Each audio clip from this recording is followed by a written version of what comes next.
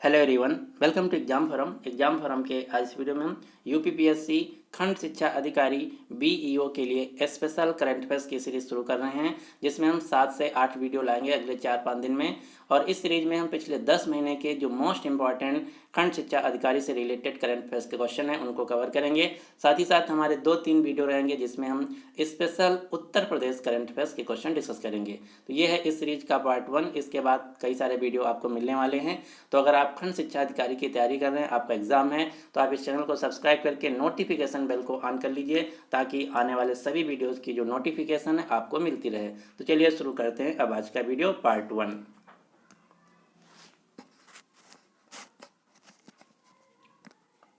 पहला क्वेश्चन है, धानु यात्रा महोत्सव किस राज्य में मनाया जाता है? तो धानु यात्रा महोत्सव हर साल मनाया जाता है उड़ीसा राज्य में। धानु यात्रा महोत्सव को विश्व का सबसे बड़ा खुला थिएटर भी माना जाता है।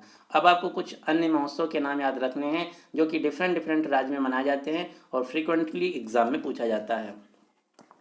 ओणम त्यौहार केरल राज्य में मनाया जाता है। पोंगल त्यौहार तमिलनाडु राज्य में। बिहू महोत्सव असम राज्य में। संगाई महोत्सव मणिपुर राज्य में। खर्ची पूजा महोत्सव त्रिपुरा राज्य में। सिंधु दर्शन महोत्सव लेह लद्दाख में। हार्नबिल फेस्टिवल नागालैंड राज्य में, जबकि पक्के पांगा हार्नबिल फेस्टिवल अरुणाचल प्रदेश में। धानु यात्रा महोत्सव उड़ीसा राज्य में मनाया जाता है। यहाँ पर बात हुई है उड़ीसा राज्य की, तो उड़ीसा से रिलेटेड कुछ क्वेश्चन देख लेते हैं। उड़ीसा राज्य की राजधानी है भुवनेश्वर। राज्यपाल हैं गणेशी लाल। उड़ीसा राज्य के मुख्यमंत्री हैं नवीन पटनायक। 2023 का जो पुरुष हॉकी विश्व कप है, इसका आयोजन किया जाएगा उड़ीसा के भुवनेश्वर और राउरकेला शहरों में। पहली बार खेलो इंडिया यूनिवर्सिटी गेम्स खेले गए KIIT Kalinga institute of technology विश्वविद्यालय भुवनेश्वर उड़ीसा में। उड़ीसा सरकार ने अंगदान को प्रमोट करने के लिए अंगदान से रिलेटेड एक अवार्ड शुरू किया है जिसका नाम है सूरज कुंड अवार्ड।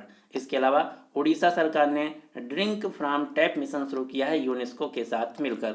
उड़ीसा सरकार ने अबुदा योजना, पीठा योजना, कालिया योजना, जल साथी कार्यक्रम शुरू किया है। साथ ही साथ स्कूली छात्रों के लिए मधु लर्निंग ऐप भी शुरू किया है उड़ीसा सरकार ने। तो इतने क्वेश्चन आपको उड़ीसा राज्य से याद रखना है। अगला क्वेश्चन है, सतत विकास लक्ष्य सूचकांक 2019-20 में किस राज्य को प्रथम स्थान मिला है?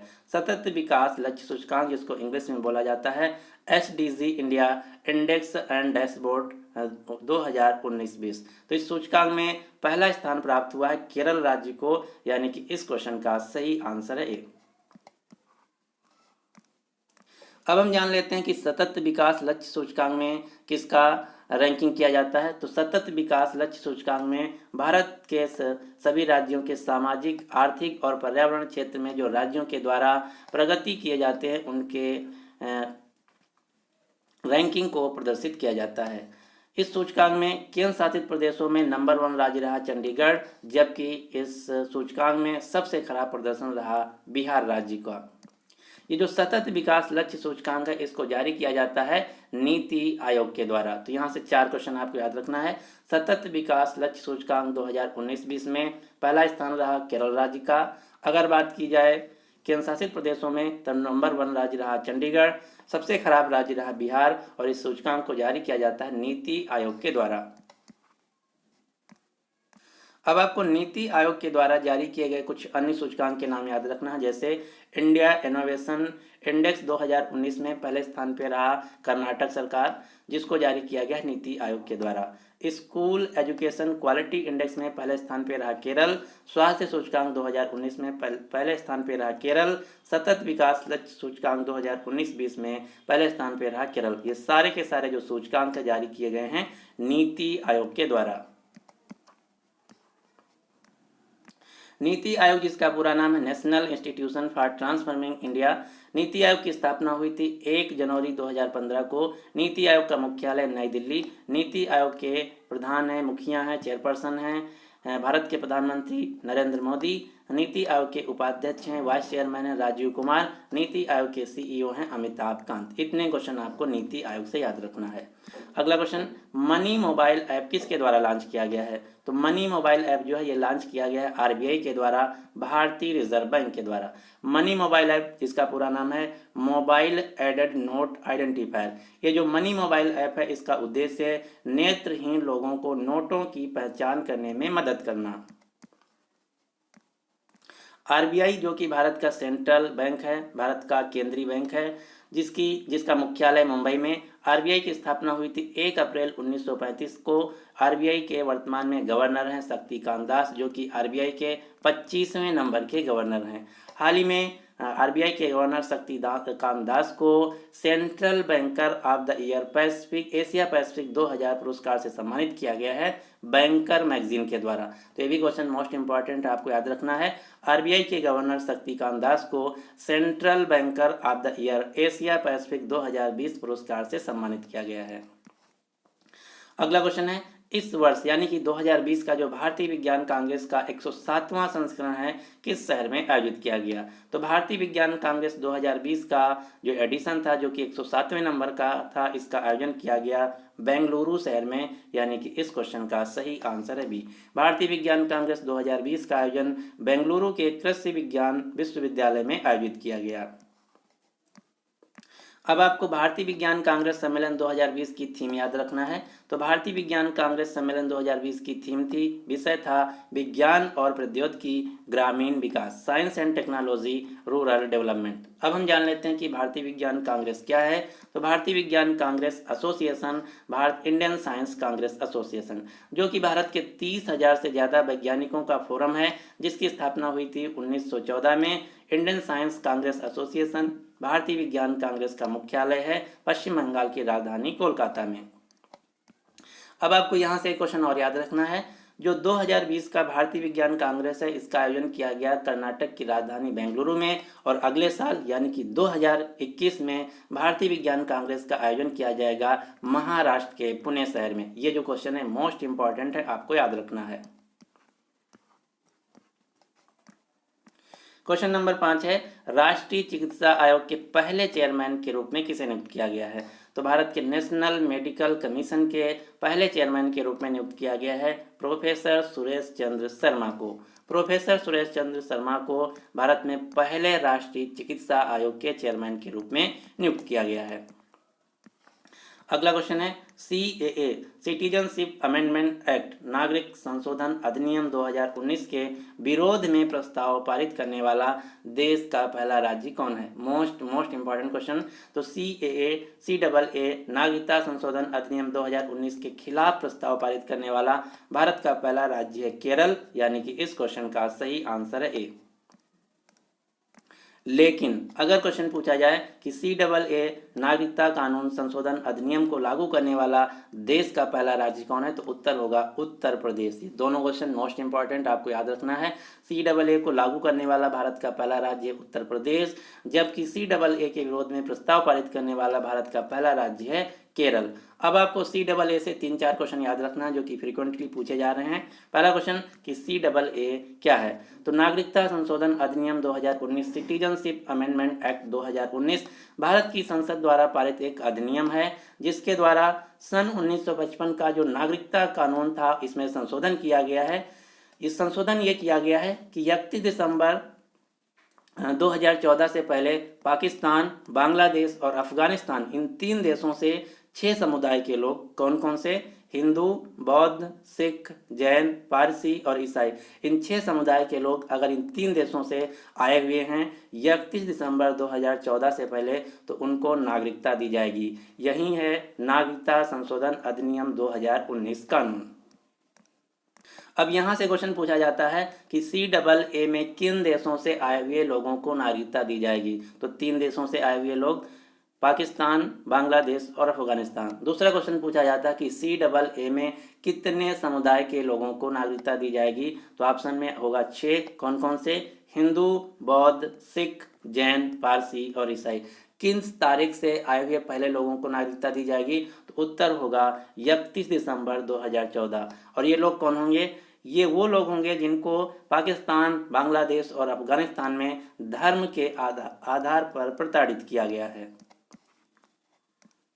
अब आपको 4 फुल फॉर्म याद रखना है। CAB कैब का फुल फॉर्म है सिटीजनशिप अमेंडमेंट बिल, CAA का फुल फॉर्म है सिटीजनशिप अमेंडमेंट एक्ट, NRC का फुल फॉर्म है national register for citizens, NPR का फुल फॉर्म है नेशनल पॉपुलेशन रजिस्टर। ये 4 फुल फॉर्म आपको याद रखना है।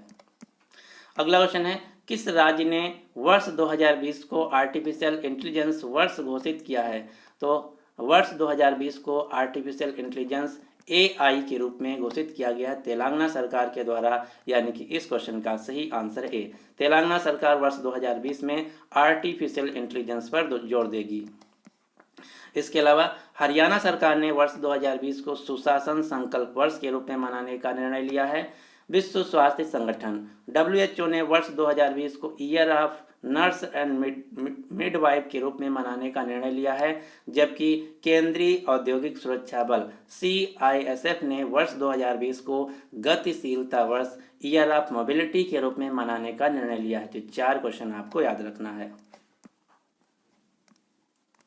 अगला क्वेश्चन है, ITTF की रैंकिंग में अंडर 21 पुरुष सिंगल वर्ग में किस भारतीय खिलाड़ी का जो स्थान है नंबर 1 आया है? तो ITTF की रैंकिंग में अंडर 21 पुरुष सिंगल वर्ग में शीर्ष स्थान पर रहे भारत के टेनिस खिलाड़ी मानव ठक्कर, यानी कि इस क्वेश्चन का सही आंसर है ये जो क्वेश्चन है मोस्ट इंपॉर्टेंट है। क्यों? क्योंकि जो मानव ठक्कर की नंबर 1 रैंकिंग आई है ये हरमीत देसाई, जी सतियान और सौम्य घोष के बाद भारत के चौथे खिलाड़ी बन गए हैं जिनकी ITTF में नंबर 1 रैंक आई है। किसमें? अंडर 21 में। ITTF जिसका पूरा नाम है इंटरनेशनल टेबल टेनिस फेडरेशन, जिसका मुख्यालय स्विट्जरलैंड के लाउजेन शहर में। ITTF के वर्तमान में अध्यक्ष हैं थॉमस बीकार्ट। अब आपको कुछ भारतीय टेबल टेनिस खिलाड़ियों के नाम याद रखना जो कि अक्सर एग्जाम में पूछा जाता है। तो ये हैं भारत के मोस्ट फेमस वर्तमान में टेबल टेनिस खिलाड़ी: नेहा अग्रवाल, अंकिता दास, मनिका बत्रा, पलोमी घटक, मौमा दास, सौम्यजीत घोष, एंथोनी अमलराज, जी सतियान, अंचत शरत कमल, हरमीत देसाई, मानव ठक्कर। ये नाम आपको याद रखना है। ये सारे के सारे जो खिलाड़ी हैं टेबल टेनिस खिलाड़ी हैं। अगला क्वेश्चन है, किस राज्य ने YSR आरोग्यश्री योजना शुरू किया है? तो कहीं भी आपको अगर YSR दिख जाता सीधा आंसर टिक करना है आंध्र प्रदेश। YSR आरोग्यश्री योजना जो है ये आंध्र प्रदेश के द्वारा शुरू की गई है। अब आपको कुछ अन्य योजनाएं भी याद रखना जो कि आंध्र प्रदेश की सरकार के द्वारा शुरू की गई हैं, जैसे YSR मत्स्यकारा भरोसा योजना, YSR जगन्नाथ वास्तुदेव योजना, YSR वाहन मित्र योजना, YSR कांति वेलगु स्कीम, YSR नवोद्यम योजना, YSR कानून न्यस्तम योजना, YSR पेंशन कनुका योजना, YSR रायतु भरोसा योजना, YSR नाडू नेडू प्रोग्राम। ये सारी की सारी जो योजना हैं आंध्र प्रदेश सरकार के द्वारा शुरू की गई हैं। जो YSR शब्द है ये वर्तमान में आंध्र प्रदेश के मुख्यमंत्री YS जगनमोहन रेड्डी के पिता के नाम से लिया गया है। आंध्र प्रदेश राज्य के वर्तमान में राज्यपाल हैं विश्वभूषण हरिचंदन। आंध्र प्रदेश राज्य के मुख्यमंत्री हैं YS जगनमोहन रेड्डी, जिनकी पार्टी का नाम है YSR कांग्रेस पार्टी। अगला क्वेश्चन है, गोल्डन ग्लोब अवार्ड 2020 में किस फिल्म को बेस्ट फिल्म का अवार्ड दिया गया है? गोल्डन ग्लोब अवार्ड जो कि अमेरिका में दिए जाने वाले फिल्म जगत के सर्वश्रेष्ठ पुरस्कार हैं, इसमें इस साल बेस्ट फिल्म का पुरस्कार दिया गया है फिल्म 1917, फिल्म 1917 को। जो फिल्म 1917 है ये प्रथम विश्व युद्ध में 2 ब्रिटिश सैनिकों के जीवन पर आधारित फिल्म है। जो गोल्डन ग्लोब पुरस्कार है यहाँ से आपको 2 क्वेश्चन और याद रखना है। गोल्डन ग्लोब अवार्ड 2020 में बेस्ट एक्टर का अवार्ड दिया गया है जोआकिन फिनिक्स को, बेस्ट एक्ट्रेस का अवार्ड दिया गया है रेनी जेलवेजर को, सर्वश्रेष्ठ विदेशी भाषा फिल्म का पुरस्कार दिया गया है पैरासाइट फिल्म को जो कि दक्षिण कोरिया देश की फिल्म है। इसके अलावा फिल्म जगत से जुड़े एक दूसरे पुरस्कार का नाम याद रखना है जो कि सबसे ज़्यादा एग्जाम में पूछा जाता है, ऑस्कर अवार्ड। ऑस्कर अवार्ड 2020 में सर्वश्रेष्ठ फिल्म यानी कि बेस्ट फिल्म का पुरस्कार दिया गया है पैरासाइट फिल्म को, जबकि बेस्ट एक्टर का अवार्ड दिया गया है जोआकिन फिनिक्स को और बेस्ट एक्ट्रेस का अवार्ड दिया गया है रेनी जेलवेजर को। अगला क्वेश्चन है, जल जीवन हरियाली मिशन किस राज्य सरकार द्वारा शुरू किया गया है? तो जल जीवन हरियाली मिशन जो है ये शुरू किया गया है बिहार राज्य के द्वारा, जिसका उद्देश्य है जलवायु परिवर्तन तथा जल संरक्षण के बारे में लोगों के बीच जागरूकता फैलाना। अगला क्वेश्चन है, भारत ने किस देश के साथ द्विपक्षीय नौसैनिक अभ्यास नसीम अल बहर का आयोजन किया है? तो जो नसीम अल बहर नौसैनिक युद्ध अभ्यास है, इसका आयोजन भारत करता है ओमान देश के साथ, यानी कि इस क्वेश्चन का सही आंसर है ए। जो नसीम अल बहर युद्ध नौसैनिक अभ्यास है, इसका इस साल आयोजन किया गया भारत में गोवा के राज्य के मोरमो गांव तट पर। अब आपको 3 एक्सरसाइज के नाम याद रखना है जो कि भारत ओमान देश के साथ करता है। भारत ओमान की थल सेना के साथ अल नागा नाम की मिलिट्री एक्सरसाइज, जबकि भारत ओमान देश की वायुसेना के साथ एक्स ईस्टर्न ब्रिज नाम की एक्सरसाइज, जबकि भारत ओमान देश की नौसेना के साथ नसीम अल बहर नाम की एक्सरसाइज करता है। ये तीनों एक्सरसाइज जो हैं भारत ओमान देश के साथ करता है।